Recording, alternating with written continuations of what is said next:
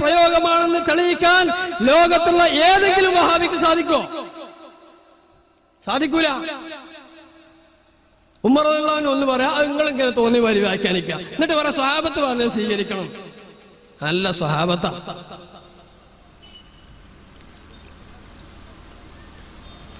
ഇവിടെ ഹയാത്തിലില്ലാത്ത ത്വരീഖത്തുകാരെ ഒന്ന് മറുപടി വെച്ചു. അതിലെന്താ നിങ്ങൾക്ക് പ്രശ്നം? സുന്നിയാള് പറഞ്ഞ മൗത്തിലുള്ള പോലത്തെ മരിച്ചുപോയാലോ വിളിച്ച ആൾക്കാരല്ലേ, അത് കൂട്ടിക്കോളി, അല്ല കുഴപ്പമുണ്ടോ? ഹയാത്തിലില്ലാത്ത ത്വരീഖത്തുകാരെ കൊടുന്ന് മറുപടി വെപ്പിച്ചു. സുന്നിയാള് അതന്നെയല്ലേ, മരിച്ചുപോയാലോ വിളിച്ച ആൾക്കാർ സുന്നിയാള്, അതല്ല പാകളുടെ തർക്കം. ഇനി വല്ല പ്രശ്നമുണ്ടോ? ഈ മരിച്ചു കൂട്ടിക്കോ. ജനങ്ങൾക്ക് അറിയാലോ ഇവിടെ മരിച്ചിക്കണോ ജീവിച്ചിക്കണോ, സമ്മേളനങ്ങളും പരിപാടികളൊക്കെ നടക്കണ്ടോ ഒക്കെ ജനങ്ങൾക്ക് അറിയാലോ. ഇത് മരിച്ചു എന്ന് കൂട്ടിയാലും സുന്നിയാളെ സംബന്ധിച്ചിടത്തോളം പ്രശ്നമല്ല. സുന്നിയാളെ മരിച്ചോലെ വിളിച്ച ആൾക്കാരനല്ലേ, നിങ്ങൾക്കല്ലേ പറ്റാത്തത് അല്ലേ? എന്നിട്ട് മാഫിൽ ജുബ്ബത്തി ഇല്ലല്ലാഹ് വയഅബ്ദുനി വഅബ്ദുഹു, അല്ലേ? ഇതൊക്കെയാണ് തസൗഫിന്റെ സൂഫിയാക്കളെ വാദങ്ങള്. അതുകൊണ്ട് അവരെ സ്വീകരിക്കാൻ പറ്റൂല. എന്താ നിഅ്മൽ ബിദ്അത്തു ഹാദിഹി എന്ന് പറഞ്ഞപ്പോ വ്യാഖ്യാനിച്ചില്ലേ? അത് മജാസിയായ രൂപത്തിലാണ്, ഹഖീഖത്തൻ അല്ല. ഉമർ റളിയല്ലാഹു അൻഹു പറഞ്ഞത് വ്യാഖ്യാനിച്ചില്ലേ? സുബ്ഹാനി എന്നുള്ളതോ അതേമാതിരി വ്യാഖ്യാനിച്ചതാ, പറ്റൂലേ? യഅബ്ദുനി വഅബ്ദുഹു അതും ഇബ്നു അറബി തങ്ങൾ പറഞ്ഞൊക്കെ, അല്ലെങ്കിൽ മാഫി ജുബ്ബത്തി ഇല്ലല്ലാഹ്, ഈ ജുബ്ബിയിൽ അല്ലാഹ് അല്ലാതല്ല എന്ന് പറഞ്ഞ് അതുകൊണ്ട് വ്യാഖ്യാനിച്ചതാ. നിഅ്മൽ ബിദ്അത്തു ഹാദിഹി എന്ന ഉമർ റളിയല്ലാഹു അൻഹുവിന്റെ ഖൗല് വ്യാഖ്യാനിക്കാമെങ്കിൽ ഇതും വ്യാഖ്യാനിക്കാൻ പറ്റൂലേ? പ്രശ്നം തീർന്നല്ലോ. അതിന് വേറൊരു ഗ്രൂപ്പായിട്ട് നടക്കേണ്ട ആവശ്യമുണ്ടോ?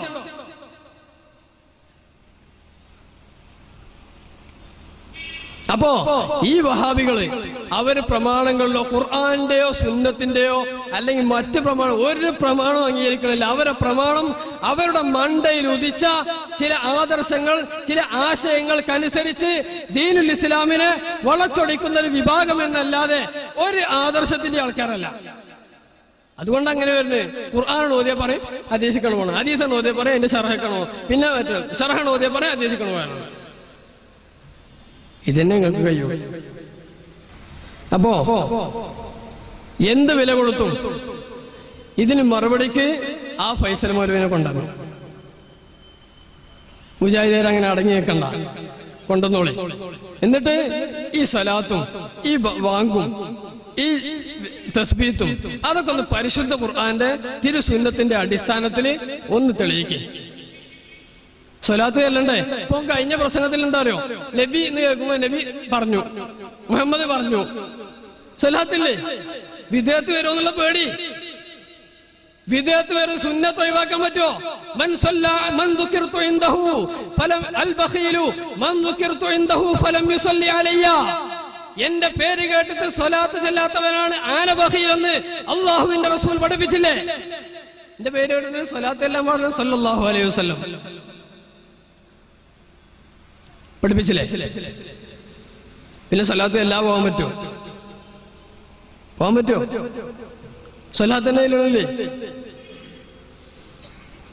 അല്ലാത്ത വിദേഹത്തിന്റെ സൂക്ഷ്മത തന്നെയാണോ? അപ്പോ നിങ്ങൾക്കൊരു പ്രമാണമല്ല. അതുകൊണ്ട് ഇതിന് മറുപടിക്ക് അയാൾ വരണം. മുശ്രിക്കാണ്, ഞങ്ങള് ഇസ്ലാമിന്റെ പുറത്താണ് എന്ന് ആണെങ്കിൽ APIക്ക് ഇസ്ലാമിന്റെ ഉള്ളിലാണെന്നുള്ള വ്യക്തമായി ഇവിടെ വന്ന് പറയണം. വലുതാവും, നിങ്ങളെ വലുതാക്കണ്ട എന്നതുകൊണ്ടാണ് മറുപടി പറയാത്തതെങ്കിൽ എങ്ങനെയാണ് ആ വലുതാകല്, എപ്പോഴാണ് ചെറുതാകല് എന്നത് ഖുർആന്റെ ഹദീസിന്റെ അടിസ്ഥാനത്തിൽ ഞാൻ ചോദിക്കണില്ല. ബുദ്ധിപരമായി ഒന്ന് പറഞ്ഞാൽ മതി. അതിന് ഖുർആൻ ഹദീസിന് ചോദിക്കണില്ല. നമ്മളിപ്പോ എല്ലാത്തിനും അങ്ങനെ ചോദിക്കാൻ പറ്റൂലല്ലോ. നിങ്ങൾ മറുപടി പറഞ്ഞാൽ ഞങ്ങൾ എങ്ങനെ വലുതാവുന്നുള്ളത് ഇപ്പൊ ഖുർആനും ഹദീസും തെളിയിക്കാനാ, ഇപ്പൊ കുറച്ച് ബുദ്ധിമുട്ടന്നല്ല, അത് ചോദിക്കണില്ല. അതിന് മാത്രം ഞങ്ങൾ ഖുർആനും ഹദീസും ചോദിക്കണില്ല. പക്ഷെ ബുദ്ധിയുള്ള ആൾക്കാർക്ക് മനസ്സിലാണ്, നീ ഞങ്ങൾക്ക് മറുപടിക്ക് വന്നാല് ഞങ്ങൾ മോശപ്പെട്ട ആളുകളാണെങ്കിൽ എന്താ വേണ്ടത്? ഞങ്ങൾ പറ്റ തകർന്നു പോകല്ലേ വേണ്ടേ? അല്ലെങ്കിൽ എന്റെ മറുപടി ഒന്നിനും പറ്റൂല എന്നല്ല വരണ്ടേ? ഇതിൽ ഏതുകൊണ്ടാണ് നീ വരാത്തത് എന്ന് വ്യക്തമാക്കുക. ഇൻഷാ അല്ലാഹ്, അല്ലാഹു തൗഫീഖ് ചെയ്യുമാറാകട്ടെ. മൂന്ന് സലാത്തോടെ യാകും പിരിയും. സല്ലല്ലാഹു അലാ സയ്യിദിനാ മുഹമ്മദ് സല്ലല്ലാഹു അലൈഹി വസല്ലം. സല്ലല്ലാഹു അലാ സയ്യിദിനാ മുഹമ്മദ് സല്ലല്ലാഹു അലൈഹി വസല്ലം.